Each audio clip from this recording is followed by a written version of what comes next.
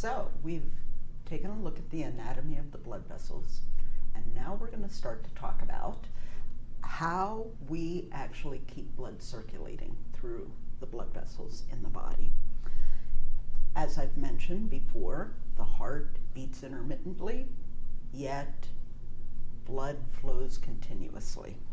So before we can think about how the cardiovascular system accomplishes this task of intermittent heart work coupled with continuous blood flow, we have to think about the definition of a couple of key terms that relate to cardiovascular function. The first term is blood flow. When physiologists or clinicians use the term blood flow, what they're referring to is the volume of blood that moves through an organ or through a blood vessel or through the entire circulation in some unit of time. And usually we think about the time unit as being minutes.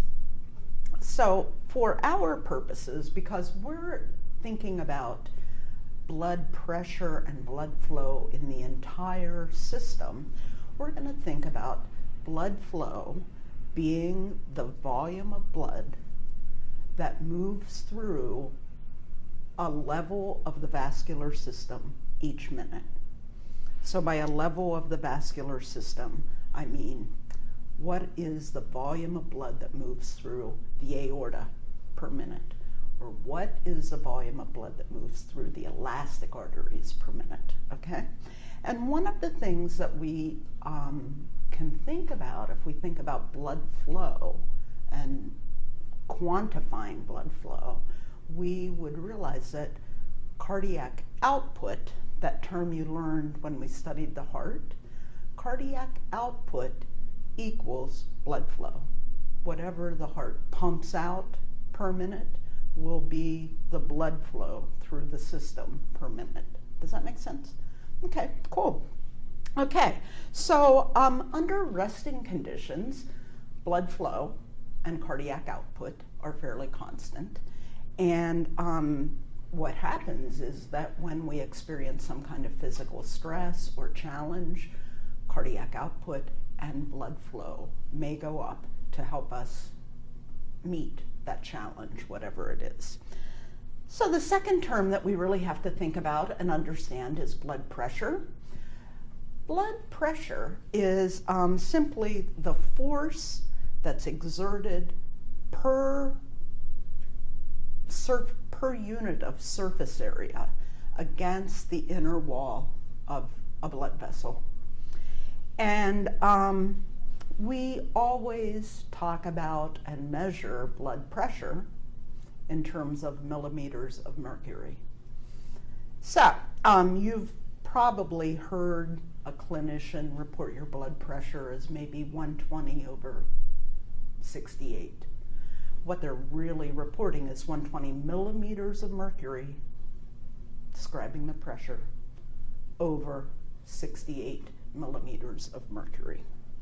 Now, the reason that blood pressure is important in terms of the circulation is that blood will always flow from a region of high pressure to a region of low pressure.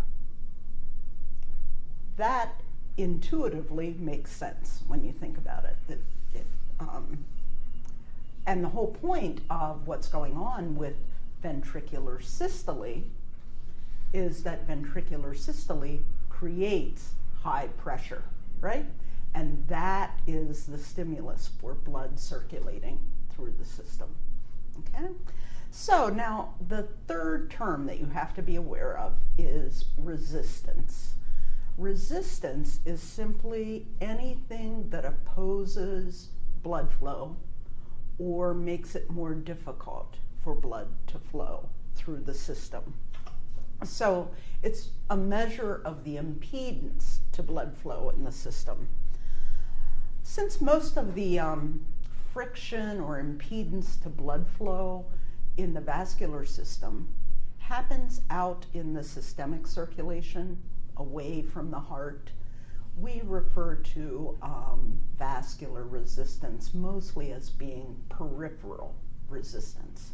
If it happened right at the heart, we would think of it as central resistance, but the resistance in the vascular system is away from the heart, and so we call it peripheral resistance. Now, what do you think might create resistance to blood flow? Andre? Vessel diameter? Oh, blood vessel diameter. So if the blood vessels vasoconstrict, what's that going to do to resistance? It would increase resistance? Exactly, yes. And when the blood vessels are vasodilated? Then resistance would decrease? Exactly. That is, in fact, the number one factor that we think of as being responsible for changes in vascular resistance. It's what's the state of the vasoconstriction, vasodilation in the blood vessels. And believe it or not, the blood vessels that are most responsible for creating resistance in the system are arterioles. And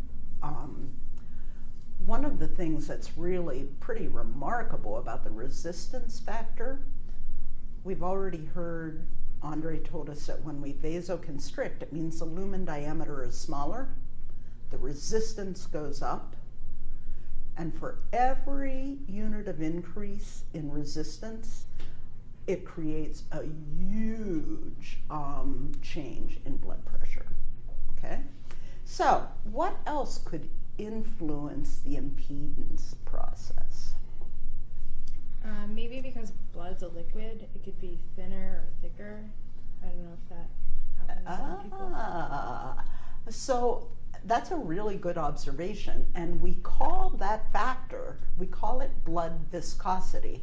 Blood is a liquid, but there are cells present in the blood. Red blood cells and white blood cells are also present in the blood, and they do create a little bit of stickiness, or what we call viscosity, to the blood.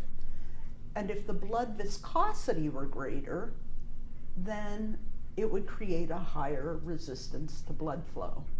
Now the thing is, do you think our blood viscosity changes a lot from minute to minute? No. No, it doesn't. Our blood viscosity is fairly constant. If somebody has certain unusual conditions going on in their blood, like anemia might be one. Anemia is a situation in which there could be fewer red blood cells, and so that blood would be less viscous, right?